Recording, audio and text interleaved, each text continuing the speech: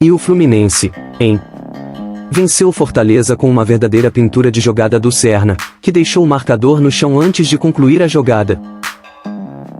Sofrida, difícil do Fluminense sobre o... Hoje eu estivesse aqui completando essa marca. Então, fica até o final para ver todos os detalhes dessa vitória do Tricolor e entender por que essa jogada chamou tanta atenção. E claro, quero muito saber, vocês acham que o Serna já merece ser considerado uma das grandes promessas do time? Ou ainda precisa mostrar mais para ganhar confiança da torcida? Deixe a sua opinião nos comentários depois de assistir. E aproveita agora para se inscrever no canal, ativar o sininho e deixar aquele like, que ajuda demais a gente a continuar trazendo conteúdos como esse para vocês. Fortaleza por 2-1. Eric Júnior, como é que foi o jogo na opinião de vocês? Fala Luiz, pessoal do estúdio, um abraço para todo mundo. Foi um jogo equilibrado, em que a eficiência do Fluminense acabou falando mais alto, né?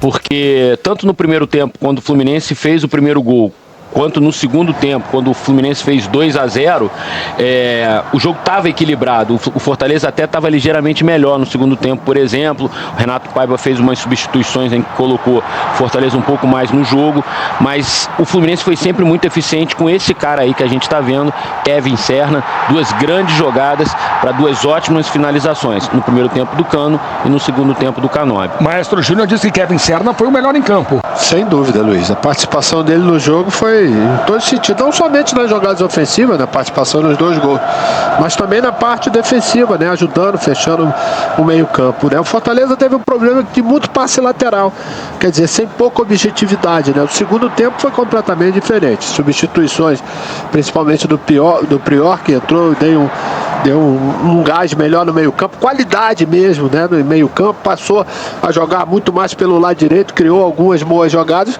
mas o Fluminense teve na sua eficiência, né, a virtude maior, que quando teve a oportunidade conseguiu fazer os dois gols. E no primeiro tempo o VAR ajudou bastante, né? Foi uma arbitragem no primeiro tempo bem ruim do Klein. No segundo tempo o jogo não apresentou nenhum grande problema, nenhuma grande polêmica. Aí a gente está vendo o gol, né, anulado pelo VAR, porque a bola bate no braço do jogador do Fortaleza. O Klein dá o gol no campo, mas aí o VAR avisa que a bola tinha batido na mão do Kevin e obviamente o gol tem que ser anulado. E aí a outra polêmica do primeiro tempo, né?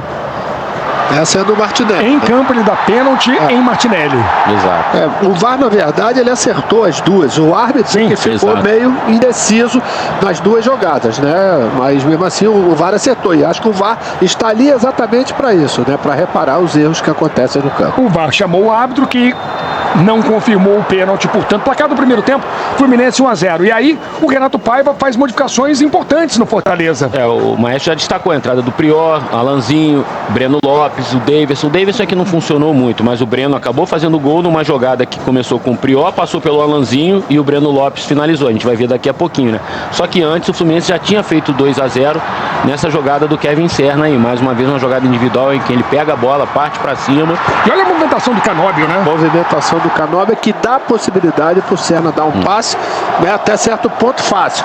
Porque o companheiro, né, facilitou exatamente esse passe. O Fluminense fez um 2-0, parecia que ia se tranquilizar, isso não aconteceu, né? Exato, porque nesse momento o Fortaleza era melhor no jogo do que o Fluminense já. Tinha mais o domínio, mais posse de bola, ainda que não criasse tanto. E aí logo depois no embalo o Fluminense teve essa chance, depois o Fortaleza continuou mantendo o seu ritmo.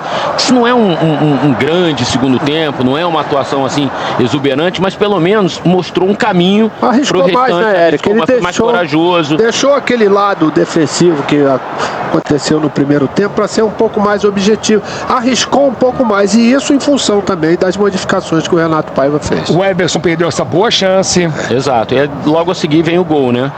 É um gol bonito até. A jogada do Prior foi uma jogada muito boa e o passe do Alanzinho a gente vai ver daqui a pouco. Aí foi mais uma conclusão do Cano, né? A bola passa assim um pouco distante, mas mostrou que ele está voltando à velha forma, né? De não esperar muito para finalizar. E assim, o Fluminense não fez um bom segundo tempo. Essa é a jogada do segundo gol. O Prior meteu a boa... Além dos dribles, o passe. Exatamente, pro Alanzinho. O Alanzinho também foi muito seguro no passe pro Breno, né? Quem tava na cobertura lá era o Serna, né? O René tava bem na frente. O Fluminense tava meio desequilibrado defensivamente. É porque tinham 3 jogadores em cima do Prior, 2 jogadores de meio campo, né? E ele consegue, né, furar, né, driblar com mérito e com categoria e dar o passe. Com isso você desarruma completamente seu sistema defensivo. E aí quase o Fortaleza empatou. O Barreiro tinha acabado de entrar em mais uma mexida do Renato, colocando mais um atacante para cima do Fluminense, numa boa jogada do Alanzinho de novo, né? A sorte foi que a cabeçada foi em cima do Fábio, porque se é do lado ia criar um pouco mais de problemas para ele. E falando em... Fala, Eric, perdão. Não, o jogo deixa dois, assim, o Fluminense mais uma vez não fez um bom segundo tempo no Maracanã, deixou o jogo muito fora de controle, não conseguiu, mesmo com a vantagem no placar, se impor sobre o adversário, como tinha acontecido na Copa do Brasil contra o Internacional também, e pro Fortaleza dar um caminho de que com mais coragem, com mais atitude, pode ser que o time consiga sair dessa situação. A situação é bastante complicada, então você vai precisar arriscar mais, principalmente nos jogos dentro de casa.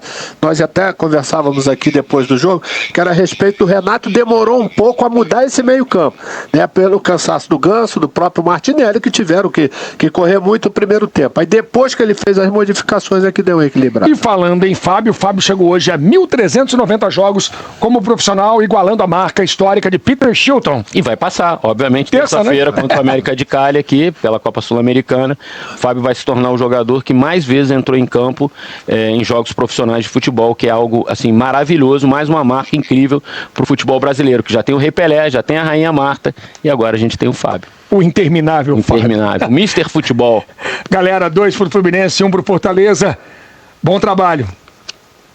Valeu, Luiz. Grande abraço para você. Fábio, eu sei que goleiro gosta de sair com meta zero, não foi o caso hoje, mas uma vitória muito importante num dia muito especial para você, chegando a 1.390 jogos na carreira, recordista como o Peter Shilton. O que isso tudo significa para você? Significa que Deus sempre prepara e os planos de Deus não podem ser frustrados, né? Para alcançar essa marca aí foi muito antes do meu nascer, né? Deus tinha me dado esse dom e direcionou todos os dias para que hoje eu estivesse aqui completando essa marca abençoada. Agradecer sempre todos que fizeram parte, né, da minha vida, né? Meu pai, minha mãe, minhas irmãs, os meus familiares, os amigos, né? Porque é um processo longo para chegar até aqui e Deus sempre surpreende. A minha esposa Sandra, Pablo, Valentina, que estão acompanhando essa trajetória, Deus está abençoando que eles puderam crescer me vendo jogar e Deus me dá a oportunidade de estar dentro de campo, podendo ajudar meus companheiros, todos que fizeram parte desses jogos. Então, gratidão, mas sem Deus nada seria possível. Deus é o alicerce e os planos deles não podem ser frustrados. Então, toda a glória, todo louvor, toda adoração é para Deus e eu sou um instrumento. Eu espero ser um exemplo, não só dentro de campo, como eu recebo aí os parabéns dos outros jogadores, mas fora também, como um servo de Deus, um cara que tenta sempre melhorar em todos os aspectos e tentando ser um ser humano cada vez mais correto e dar um testemunho que é o mais importante, de ser sempre dependente de Deus e Jesus, que paga um alto preço pela minha vida. Não é só que você está dentro de campo, né? Mais uma vez com defesas importantes para o time sair daqui com os 3 pontos. É importante poder ajudar meus companheiros. Jogo difícil, são competições e equipes que a gente vem enfrentando, que tem muita qualidade e a gente tem que se dedicar, fazer o melhor sempre, independente da situação de tabela, honrar as cores do Fluminense, que nos dá a oportunidade de vivenciar jogos aqui no Maracanã e competições e sempre buscando os objetivos que são os títulos. Obrigada, Fábio, parabéns. Luiz. Muito bem, Lívia Laranjeira, Bruno Halper no gramado. Vamos trazer a classificação de momento no Campeonato Brasileiro. Flamengo 40 pontos, Cruzeiro... Boa noite, gente. Vamos dar início à coletiva do técnico Renato Gaúcho. Boa noite, Renato. Leandro Quintela, canal Resenha Tricolor 1912, Portal Netflow. Renato, queria falar sobre 2 jogadores em específico, né? O Lima, um jogador hoje que, de forma inusitada, assim que entrou em campo, foi vaiado pelo torcedor do Fluminense. torcedor reclama muito da questão de alta minutagem para o jogador. Só que ele vem sendo escalado por 3 técnicos, os últimos 3 técnicos, com muita frequência. Queria que você falasse para o torcedor sobre isso, né? Por que você confia e acha que o Lima é um jogador que merece jogar tanto tempo? E por último, John Kennedy. Por que o John Kennedy não vem sendo escalado? Muito obrigado.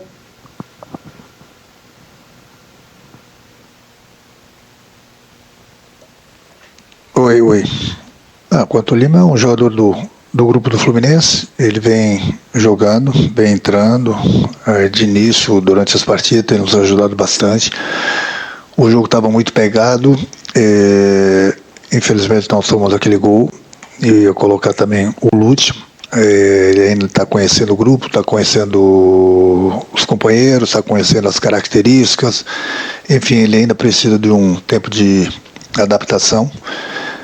Então por isso que eu vou soltando ele aos poucos, mas hoje o jogo estava muito pegado e de repente poderia faltar um ritmo a mais para ele e a gente já estava perdendo o meio para o Fortaleza. Então resolvi colocar o Lima, que é um jogador que está com ritmo de jogo. O John Kennedy, ele faz parte do grupo do Fluminense também. O Everaldo vem jogando juntamente com o Cano, os dois vêm fazendo gols. Eu tenho falado com o Kennedy, mas é difícil, as situações toda hora os jogos apertados e a preferência hoje, por exemplo, pelo Everaldo também pela bola aérea, né? O Everaldo é alto, ajuda bastante tanto lá na frente como na parte defensiva. Gostaria de dar mais chances, mas tem que ser na hora certa. Não dá, eu tenho 5 substituições e eu muitas vezes prefiro esperar um pouco para ver o que está acontecendo no jogo. E todos os jogos têm sido difíceis, todos os jogos têm sido apertados. Então não dá para fazer mais do que 5 substituições. Mas é um jogador que tem toda a minha confiança. Renato, boa noite. Cauã Tinoco, do Jornal da KTO 1902. Renato, cerca de um mês atrás, os centroavantes do Fluminense vinham sendo bastante criticados, né, pela falta de números em gols, mas nos últimos 6 jogos, né, o Fluminense fez 10 gols e 6 deles foram dos 2 centroavantes, né, 3 do Everaldo e 3 do Germancano. Ao que você atribui essa melhora ofensiva do Fluminense, principalmente desses 2 jogadores que você vem alternando bastante na equipe titular? E você chegou a comentar na última coletiva que você tem basicamente 2 equipes, né, uma nas Copas e uma no Brasileirão. A escalação do centroavante em específico nesse rodízio segue um critério de quem está melhor no momento ou tem um encaixe também com cada uma das equipes? Muito obrigado. Não, os dois também, como eu acabei de falar do Kennedy também, é um jogador que tem toda a minha confiança, como o Everaldo tem, como o Cano tem, jogadores que eu sempre procurei passar muita confiança para eles durante o treinamento, durante os jogos. O Everaldo, você vê que era um jogador bastante criticado, hoje ele já caiu na graça da torcida pelos gols, pela entrega que ele vem tendo nos jogos. Da mesma forma o Cano voltou a fazer gols. É importante você ter jogadores, principalmente lá na frente, jogadores que fazem gols. Então tem preferência para o jogo brasileiro, sul-americano, a Copa do Brasil. É o ritmo na sequência dos jogos. Eu tenho escalado tanto um quanto o outro e eles têm feito os gols, têm nos ajudado. A gente não está dando preferência para uma competição, a gente está procurando avançar nas 3 competições. Então por isso que hoje o jogo era importante, da vitória diante do Fortaleza, para a gente dar mais um pulo no Campeonato Brasileiro. Fomos a 27 pontos. Conseguimos já a classificação para as quartas da Copa do Brasil. E terça-feira nós temos mais 90 minutos dos 180 que a gente vai jogar contra o América. Conseguimos uma vantagem mínima lá na Colômbia, que a gente espera, e eu espero também que o torcedor possa comparecer em massa na próxima terça-feira para nos apoiar, porque o nosso objetivo é a gente conseguir a classificação. Não conseguimos ainda, até porque é um jogo pegado, um jogo difícil. Você vê que o América jogou na última quinta-feira com o time totalmente em reserva. Então eles estão praticamente com o time todo que jogou contra a gente descansados. E hoje eu utilizei praticamente 70%, 80% da equipe que jogou na Colômbia. Então o desgaste ele é muito grande, até porque eu tenho alguns jogadores no departamento médico. Então esse jogo de terça-feira é bastante perigoso e é por isso que vai ser importante aí o apoio do nosso torcedor para a gente conseguir a classificação para outra fase. E aí, fãs de esporte, agora é a sua vez de opinar. Você acha que o Serna já merece ser considerado uma das grandes promessas do Fluminense e conquistar de vez o seu espaço no time? Ou acredita que ele ainda precisa de mais tempo e maturidade para ganhar a confiança da torcida e da comissão técnica? Comente aqui embaixo a sua opinião sincera sobre essa situação. Se você ainda não viu o Bahia passando a mão no Corinthians, vou deixar o link aparecendo na tela, vale muito a pena assistir. Aproveite para deixar o like, se inscrever no canal e ativar o sininho para não perder nenhum conteúdo. Que Deus te abençoe e até a próxima!